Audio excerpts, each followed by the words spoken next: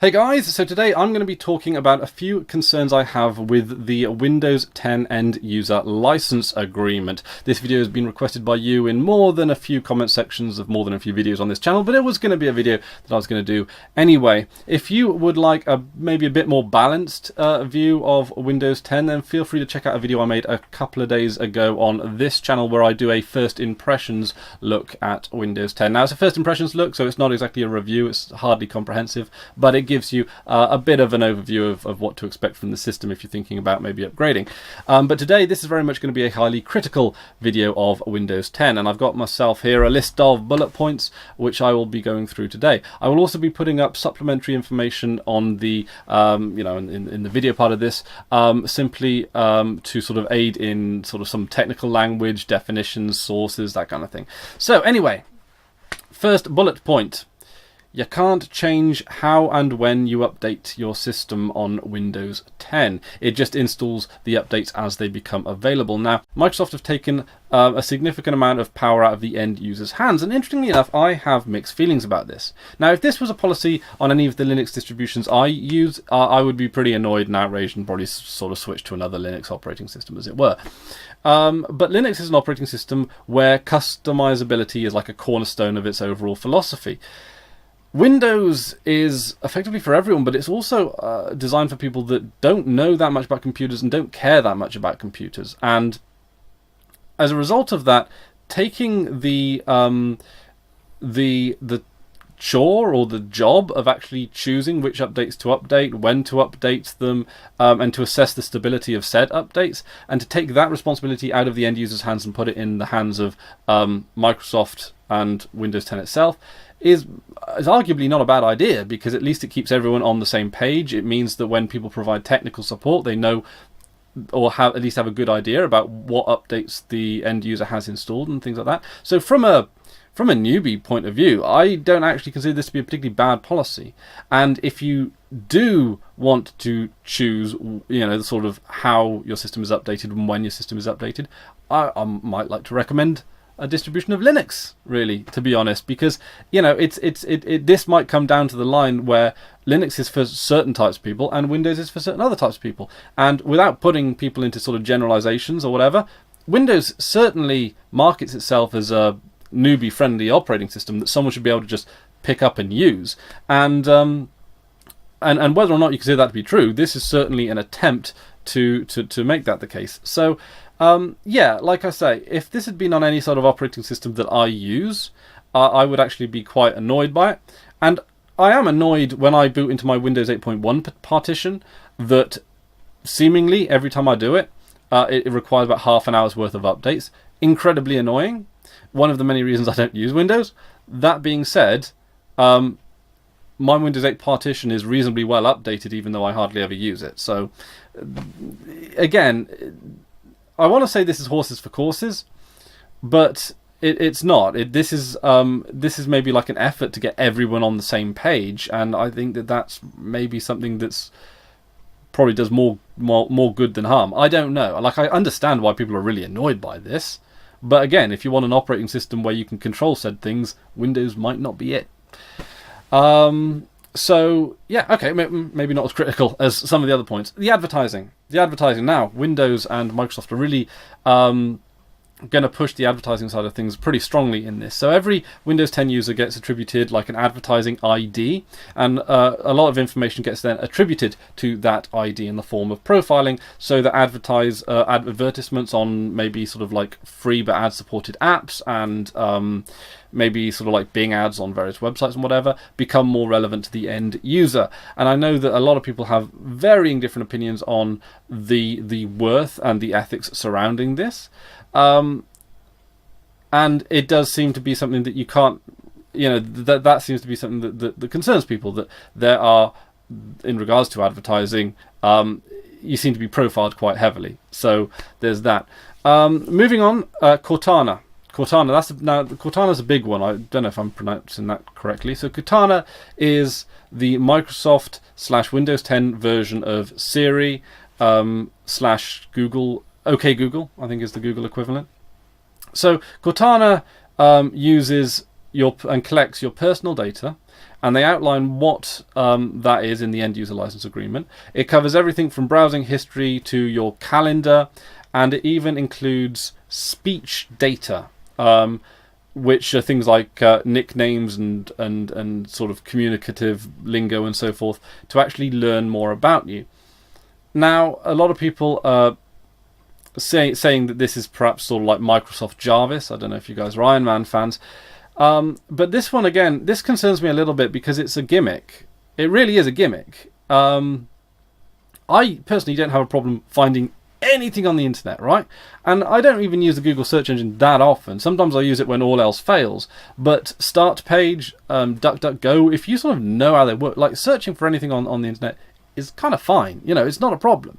And, you know, if you like name your files vaguely sensibly, searching your hard disk, again, it's not a problem. It's not even an issue. So this Cortana thing, where it tries to get more into you and it tries to understand you more and then gives you more relevant search results and helps you navigate your system more effectively because everyone's a special little snowflake and Cortana's got to understand you to understand what the hell you're trying to do. No, you know, I think it's entirely superfluous. And if any of you guys have actually managed to find any decent use out of Cortana, please let me know down in the comment section below. But is it really worth Cortana collecting all that data on you? You know, that's a lot of data to put in one place. And again, it's important to bear in mind, because when I talk about big data and data collection, we have to understand, you might trust Microsoft with your data, but what's not to say where that data is in 20, 30, 40 or 50 years time? Microsoft could have collapsed as a company and that data could have been ended up on a server that gets hacked. It could be that Microsoft gets bought out by a company that you don't trust. There could be any number of reasons, most likely completely unforeseeable ones as to what might happen to your data further on down the line. And it's a risk you're taking. There's a lot of data in one place. And if all you're giving, if you're giving up that information for just what, like a gimmick, just some bells and whistles on your Windows 10 operating system, just so Microsoft has something new to sell you, that doesn't strike me as being a particularly wise thing to do. That's all I'm going to say about it. And then tied into that, because Cortana effectively, they also say and more as well. So it's not just things like browsing history, searching history, speech data, calendar events, bookmarks, all that kind of stuff. It's and more. It's like they take a lot of the data is system usage and things like that. Whether or not your screen is locked, how long, what time you're on, all this kind of stuff. It all gets factored in, and it all gets linked to your advertising ID as well. And it's a lot of data to have in one place. But the thing is, what ties in is another is the next bullet point on my list, is that they reserve the right to hand over and access data pretty much at their discretion. The excuses they use are to help law enforcement and to protect the enforcement of their end user license agreement, which is pretty broad, really. That's a pretty broad spectrum. Not to mention, of course, that Cortana uses all this information sort of at will anyway. So, again, it's just a lot of your information that Microsoft seems to be using, and it seems arbitrarily, really, as well. So I got to admit, like, in regards to Microsoft's privacy policy, is that there doesn't seem to really be one. It doesn't seem that your rights are protected here, and I guess this is the difference between like end user license agreements from Microsoft and like end user license agreements like the general public license, where EULA's, like Microsoft's EULA here, is designed to actually take away rights from you, whereas something like the GPL, the general public license, is actually designed to protect your rights. It's very interesting how these two sort of seemingly very similar in terms of their functionality and in terms of where you find them, and in terms of their legal standing, but how different they are in terms of their actual sort of context and their content. Okay, so the last point on here is Wi-Fi. Wi-Fi Sense, which shares your Wi-Fi password to your Facebook friends. So again, this is something that you can decide to use or decide not to use. But I think there is something problematic about giving Wi-Fi access to your friends so that they don't necessarily need your password when they're sort of around your house using their phones, tablets, laptops, whatever. if you're a friend of this person on Facebook, then you can use their Wi-Fi connection. And that seems a little bit weird. Now, again, this is an optional extra. But again, I think it's walking down the road of this social media thing becoming such a part of our lives that that we may be restricting our own choices here. And what I mean by that is, yeah, technically, like, if you're really savvy with social media, you can protect yourself really, really well. You can keep up to date on the privacy settings and your rights, and you can read every single end-user license agreement under the sun. But at the end of the day, we're all human. We all make mistakes, and some of those mistakes are on social media. How many times have we seen, like, a politician or a celebrity say something really daft on Twitter and then get ridiculed by millions of people as a result of it?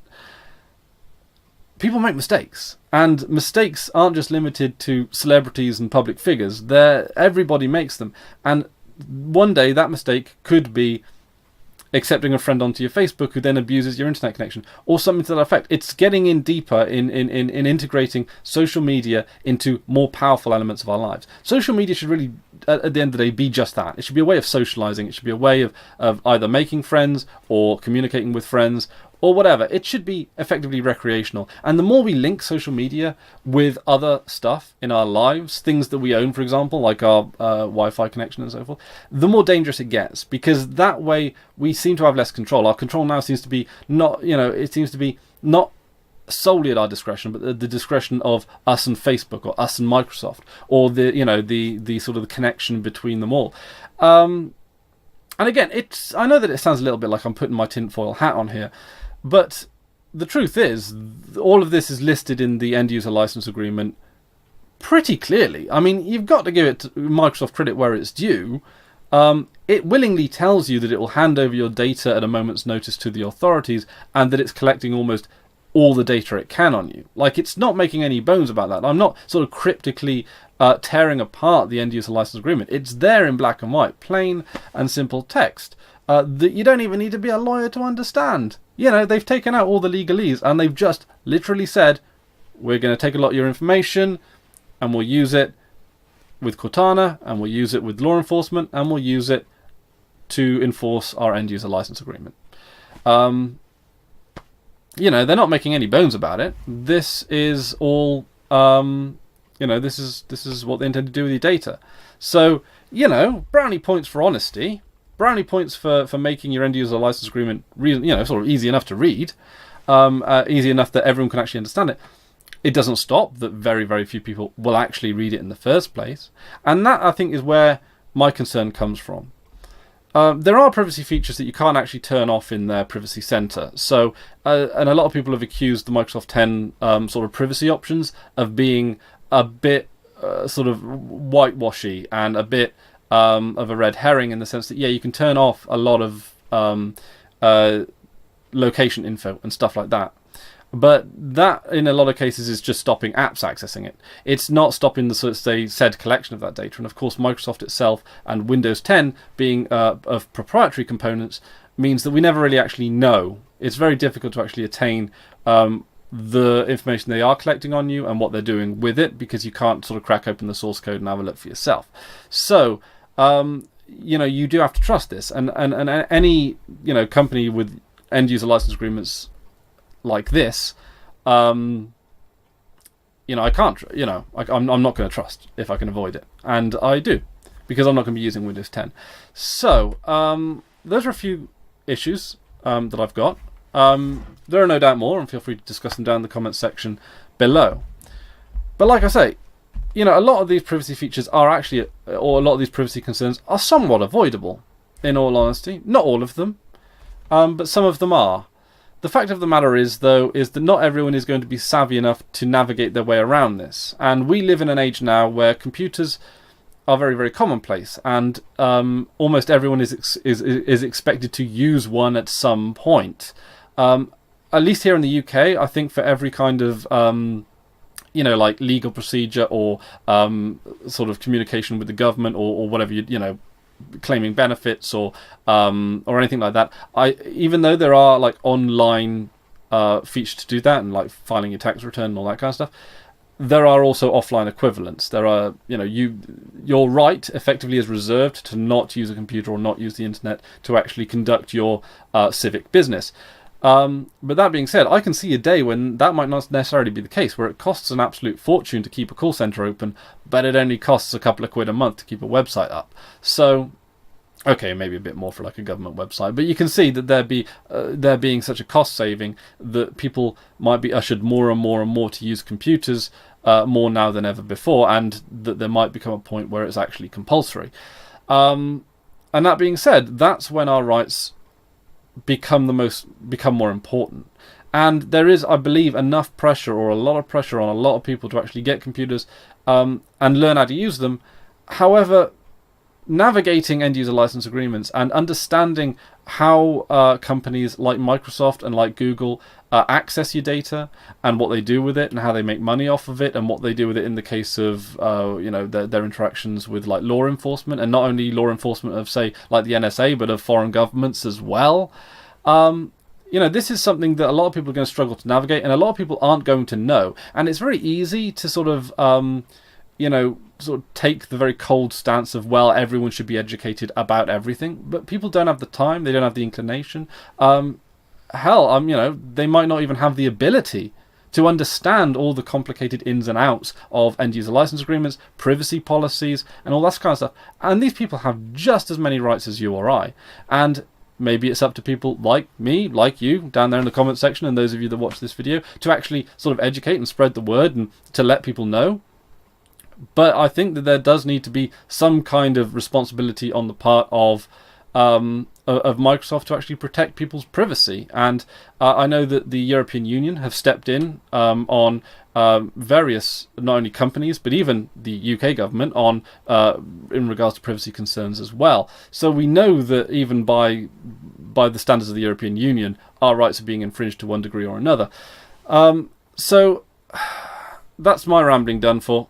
I have a great deal number of concerns, as I've expressed just now, in regards to the end-user license agreement and privacy policy of Microsoft, and I don't think I'll be using it.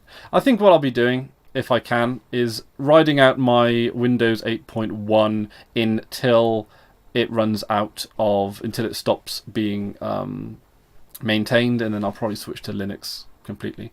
In fact, that being said, the only reason I'm keeping my Windows 8.1 partition on, and I'm not switching it out for something like Fedora or Manjaro or Arch or something like that, the only reason it's about is because there are a number of games, new Fallout game, new Hitman game, new Deus Ex game, which look absolutely amazing, and I don't want to sort of risk, they ain't going to run on Wine, really.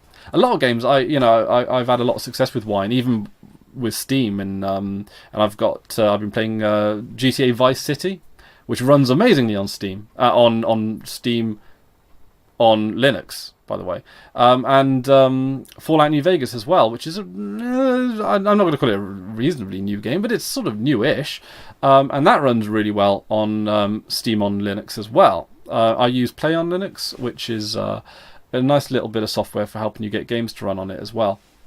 So I got to say, in regards to games now, I can get pretty much everything that I want to play on Wine, and a part of me is willing to wait until I can play newer games on Wine. But then again, I've got this dormant 8.1 partition, which I'll probably hang around. There's not really any point in me upgrading to Windows 10, considering how little I use my Windows partition in the first place. But anyway. That's about it for me today. Thank you very much for watching. Feel free to leave your thoughts down in the comment section below. I read every single one of them, even if I don't respond to them.